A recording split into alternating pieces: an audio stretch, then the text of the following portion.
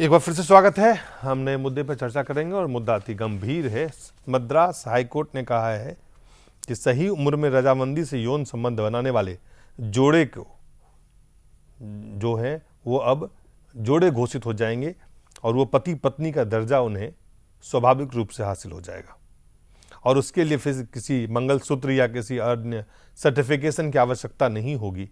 अगर लड़की 18 साल के और लड़का 21 साल का हो और यौन संबंध स्थापित किया हो और अगर इसकी बात की पुख्ता एविडेंस साक्ष्य मिलता है तो इसे ये मान लिया जाएगा।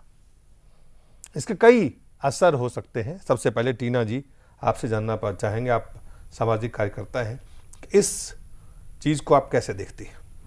देखिए, ये जो जजमेंट है उसको अगर हम जो केस था उसके रिगार्डिंग देखते हैं तो बहुत अच्छी जजमेंट है, नो डाउट।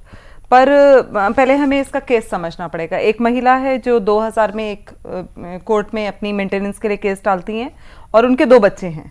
2 बच्चे हैं। जिस व्यक्ति से बच्चे हैं ना तो वो आदमी पहले शादीशुदा था ना ये महिला थी, तो दोनों अनमैरिड थे जब इनकी शादी हुई और दोनों की शादी होने के बाद यौन संबंध हुआ इनका हुआ। यौन संबंध, देखिए अगर आप शादी को सिर्फ यौन संबंध मानते हैं तो वो गलत है। इनकी शादी नहीं हुई थी, नहीं इनकी शादी नहीं हुई और ये साथ में रहना शुरू हो गए। देखिए ये आपको इसका एग्जाम्पल वहां भी लेना पड़ेगा जहां सर्टिफिकेट नहीं होता, जहां शादी का कोई प्रूफ नहीं होता। आज भी हमारे पास प्रमाण पत्र नहीं होता। हमारे हिंदू रीति रिवाज में जो शादियां होती हैं वो कुछ लोगों की रजामंदी से और कुछ लोगों की उपस्थिति में होती हैं, तो उसका सर्टिफिकेट और आधे से ज्यादा लोगों को तो ये भी नहीं मालूम है कि कुछ साल पहले जो है कोर्ट कह रहा है कि अपनी शादी को रजिस्टर्ड कराइए। जिनकी आर्य समाज मंदिर में शादियां होती हैं उन शादियों को रजिस्ट्रेशन जरूरी है, करना चाहिए, पर लोग नहीं करा रहे हैं, नहीं जा रहे हैं। पर ऐसा नहीं है कि वो शादियां मानी नहीं जा रही हैं।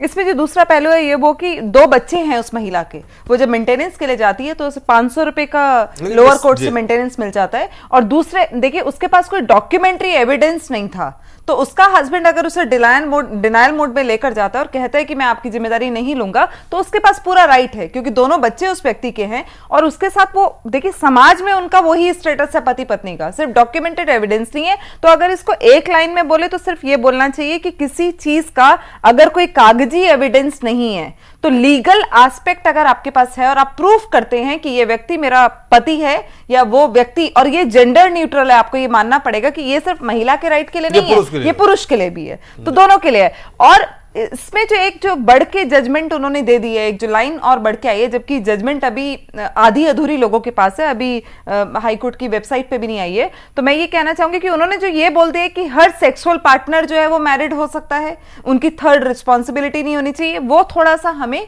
समझ में नहीं आता। क्योंकि शादी और ये जो आपने एक बात बोली कि मंगलसूत्र ना हो, फेरे ना हो तो भी शादी, तो उसमें मैं आपको बताना चाहूंगी कि बहुत क्लियर उन्होंने बोला है कि इस केस में मंगलसूत्र, शादी और ये सब जो है वो सोसाइटी को सेटिस्फाई करने के लिए चीजें होती हैं। अगर आप पूरी तरीके से आप साथ में रह रहे हैं और एक दूसरे के प्रति जो है आपका जो संबंध है वो ऐसा है जिसमें शादीशुदा आपको लगता है कि इससे कई सवाल डेफिनेटली मतलब बहुत बड़े सवाल क्या वो महत्वपूर्ण सवाल हैं जिससे जो इस जजमेंट से आपको लगता है? इससे महत्वपूर्ण सवाल ये है कि महिलाओं के पक्ष में बहुत कुछ इस देश में है जो मिसयूज हो रहा है। ये एक और चीज मिसयूज होगी। 99.99% जो शादियों में है और परेशान है और अपनी डिवोर्स चाहते हैं पत्नी से, कोई थाने में मुझे ऐसा केस नहीं मिलता कि वो पति जाके शिकायत करे कि मेरी पत्नी मुझे सताती है, मुझे बचाइए। कोई ऐसा, बहुत कम ऐसे केसेस हैं जो आपको मिलेंगे जो कहेंगे कि हमें कोर्ट में जाना है और हमें डिवोर्स लेना है, क्योंकि महिलाओं के हक में इतने कानून है कि वो महिलाएं अगर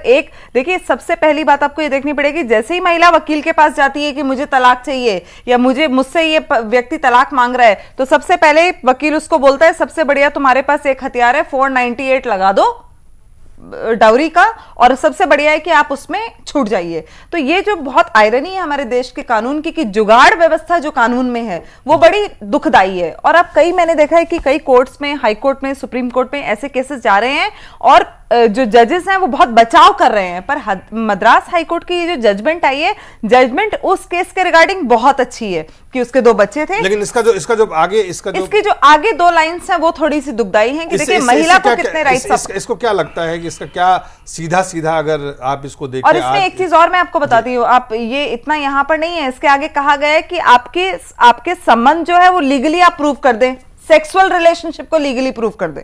सेक्सुअल रिलेशनशिप को आप कैसे लीगली प्रूव करेंगे? अगर आप मर्जी के साथ एक दूसरे के साथ सो रहे हैं तो आपको शादी के लिए एक मेंटल बॉन्डिंग चाहिए होती है, एक आपको एक अंडरस्टैंडिंग चाहिए होती है। आप शादी देखिए संबंध आप एक दूसरे के साथ बना रहे हैं और उसके बाद हो सकता है आपके विचार ना मिले, आप शादी ना करना चाहे, तो उसको शादी मानना पहली बात गलत। दूसरी बात इसमें कहा गया है कि अगर आप मूव ऑन करते हैं, अगर कोई आदमी उसमें से निकल के जाना चाहता है या औरत, आपने एक तरफ तो न्यूट्रल कर दिया है कि महिला पुरुष दोनों अगर रहते हैं तो दोनों में से कोई भी कोर्ट में जाके क्लेम कर सकता है और डॉक्यूमेंटेड हो जाएगा, वो आप डॉक्यूमेंटेड करा सकते हैं। जैसे मैंने किसी के साथ संबंध बनाए तो वो व्यक्ति भी कोर्ट में जा सकता है और कह सकता है कि टीना जी के साथ मेरे संबंध है और ये मेरी पत्नी हुई। ऐसी मैं भी जा सकती हूँ कि इनके साथ मेरे संबंध है और मैंने प्रूव कर दिया और वो मेरे पति हुए, पर उसको आप प्रूव कैसे करेंगे? बहुत बड़ा आयरनी है उसमें। दूसरी बात इसमें कहा गया है कि पुरुष जो है, पुरुष को तलाक लेकर आगे मूव करना पड़ेगा।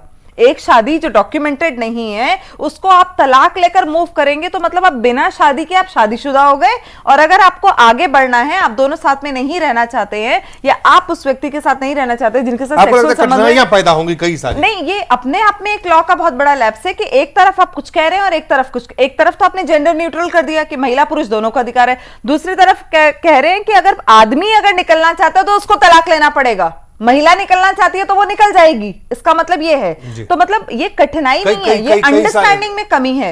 ये जो मेरे पास इस केस की जजमेंट है, तो कल तक तो जजमेंट नहीं थी, हम लोग डिबेट कर रहे थे, पर आज जजमेंट है हमारे पास। तो ऐसा लग रहा है कि एक जज दो अलग अलग बातें कैसे कर सकता है, जो कर्नल साहब का कहना है। आपको लगता है कहीं ना कहीं इसमें खामियां हैं जिसको दूर करने की आगे प्रयास किए जाएंगे? इसमें मैं आपको ये बताती हूँ कि इसमें जो खामी है, क्योंकि टेक्निकल लैंग्वेज है हमारे पास, तो खामी तो आप देखिए, खामी जजमेंट की हो सकती है, कोई जज गलत जजमेंट भी दे सकता है, और इंटरप्रिटेशन अगर आप बात करें तो उस केस के रिगार्डिंग बहुत अच्छी इससे परेशानियां पैदा होगी, ये स्वाभाविक है। बिल्कुल लिव इन रिलेशनशिप में जो लोग रह रहे हैं उससे परेशानियां पैदा होंगी। काफी सारे सवाल अगर आप सोशल मीडिया पे देखें उस पे है, और तमाम तरह की, अगर भारत जैसे समाज को देखें उसमें देखिए दिलीप, हिंदुस्तान जो है multi culture, multi religious, multi lingual एक सोसाइटी है। इस किस्म से जो मैरिज, इंस्टीट्यूशन ऑफ मैरिज है, जिसको लगातार बार बार कमजोर करने की बात कही जा रही है, और कुछ समाज सेवक जो हैं जिस तरीके से इस किस्म के फैसले को ऐसा क्रांतिकारी बताते हैं, ऐसा लगता है कि इससे पहले न शादियां ठीक से हो रही थी न हो पाएंगी। मुझे समझ में नहीं आता कि इस पूरे जो फैसला जो कोर्ट ने जजमेंट दिया है उसमें इतने कंट्राडिक्शंस हैं कि आप मुझे बताइए कि दो लोगों के कोई सेक्सुअल उनके रिलेशन हो गए, वो कोर्ट में डीएनए लेके जाएंगे, कोर्ट में कौन से सर्टिफिकेट से बताएंगे कि पिछली रात हमारे बीच में सेक्सुअल रिलेशन था, आज हम पति पत्नी हो गए। बिल्कुल, ये बहुत अपने आप में बहुत अजीब सी चीज है। नहीं, मैं वही कह रहा हूं, इसलिए मैं कह रहा हूं कि जिस तरीके के ये, बिल्कुल मैं अगर इसको ये कहूं और ये कंटेम्प्ट ऑफ कोर्ट ना हो तो ये मूर्खतापूर्ण, अति उत्साही टाइप के जजमेंट कोर्ट पास कर रहा है। इस देश में एक बहुत ज्यादा डिफरेंट कल्चर के, धर्म के लोग रहते हैं। इस तरीके का एक स्वीपिंग स्टेटमेंट देना कि मंगलसूत्र पहनने से सिर्फ समाज की का कंजम्पशन के लिए होता है और मुसलमान जो है वो निकाह में जाके 3 बार कबूल कराते हैं, इसकी कोई जरूरत नहीं है। इंस्टीट्यूशन ऑफ जो मैरिज है वो बहुत मजबूत है, उसको मजबूत करना चाहिए। लोगों की उसके ऊपर आस्था है। इस तरीके से कानूनी तौर पे शादियों को बताना कि आप जाके सेक्सुअल इंटरकोर्स कर लीजिए, उसके बाद आप शादीशुदा हो गए, आप रहने लगिए, फिर आप तलाक भी ले लीजिए, हवा में शादी हो गई, हवा में तलाक भी ले लीजिए। मैं समझता हूं कि इससे देश के अंदर जंगल राज जैसा माहौल बनेगा, और इस किस्म के फैसलों को बहुत सारे लोगों को मिलकर रोकना भी चाहिए। हो सकता है तत्कालिक तौर पे कुछ एक वर्ग को, कुछ एक क्लास को, एक सर्टेन एज के लोगों को ये सब चीजें अच्छी लगे, लेकिन हिंदुस्तान बहुत बड़ा है, बहुत सारी चीजें हैं, इससे कंट्राडिक्शंस पैदा होंगे, इसमें सोसाइटी में अराजकता पैदा होगी। नहीं, मैं इसमें एक दूसरी बात कहना चाहती हूँ। देखिए, अगर हम इस केस को देखें तो जजमेंट बहुत अच्छी है। नहीं, मैं जजमेंट की बात नहीं कर रहा, मैं ये जजमेंट, मैं उस जजमेंट क्या दिया उस पे बात नहीं कर रहा कि केस पे हो सकता है। जो उसके बियॉन्ड है वो थोड़ा सा एक्स्ट्रा है। वो मुझे लगता है कि देखिए इसमें, अच्छा पुष्पेंद्र जी, एक और चीज है इसमें, आप ये देखिए, लिव इन रिलेशनशिप तो ऑलरेडी आप उसमें मेंटेनेंस क्लेम कर सकते हैं। मैं कह रहा हूं ना कि लिव इन रिलेशनशिप को पहले आपने कोर्ट में मान्यता दी हुई है, तो ये जजमेंट का कोई मतलब तुक भी नहीं है। वही कह रहा हूं ना कि ये तो कंट्राडिक्शन है। अब मुझे बताइए, सेक्सुअल रिलेशन, जी, मैं इस बात से सहमत हूं। आपने टीना जी को सुना, समय कम है, लेकिन ये सब्जेक्ट चूंकि गंभीर है, इसमें चूंकि जब तक जजमेंट के तमाम पहलुओं को अध्ययन नहीं कर लिया जाए, इस पर टीका टिप्पणी करना भी थोड़ा, लेकिन जो सामने जो तथ्य सामने आ रहे हैं, जो बात मीडिया में खबर आ रही है, जो रिपोर्ट की गई है, उसके आधार पे तो लगता है कि कहीं ना कहीं इसमें कुछ इससे लगातार समाज में कठिनाइयां ही पैदा होंगी इससे। नहीं, निश्चित रूप से ये जो एक जजमेंट है, जब तक क्लियर कंसेप्ट नहीं हो तो वो उससे तो कठिनाई पैदा होगी। जैसे टीना जी ने हमने कहा कि कई प्रोटेक्शन के जो कानून महिलाओं के हैं उनका मिसयूज हो रहा है। बहुत देखिए 498 देखिए मिसयूज हो रहा है। ये सब चीजें अपनी जगह है, लेकिन एक चीज और है, हम समझते हैं कि जज के जहन में वो भी चीजें हैं जो रिजिड सिस्टम है, वन मैरिज सिस्टम, एक ही शादी होगी, और उसका मिसयूज ये है कि एक बीवी के बाद पटरानियां रखने का जो रिवाज समाज में था, अब वो रिस्पॉन्सिबिलिटी फिक्स हो गई। रिस्पॉन्सिबिलिटी नहीं होती है। बच्चे 3 साल 4 साल आप रहे, बच्चे पैदा कर दिए, एक सेकंड में पूरी कर रहा हूं, बच्चे पैदा कर लिए और उनकी कोई देख रेख करने वाला नहीं है। तो ये जहन में जज के जरूर है, कम से कम अगर एक से ज्यादा मैरिज सिस्टम जो मुसलमानों में या कई जगह है तो वहां रिस्पॉन्सिबिलिटी फिक्स हो जाती है, 3 है 4 है, जो भी है, से ज्यादा नहीं है तो एक है। तो हम समझते हैं कि कहीं ना कहीं वो सीधे तौर पे उस सिस्टम को नहीं तोड़ रहे हैं जो मर्यादाएं रिलीजन की हैं,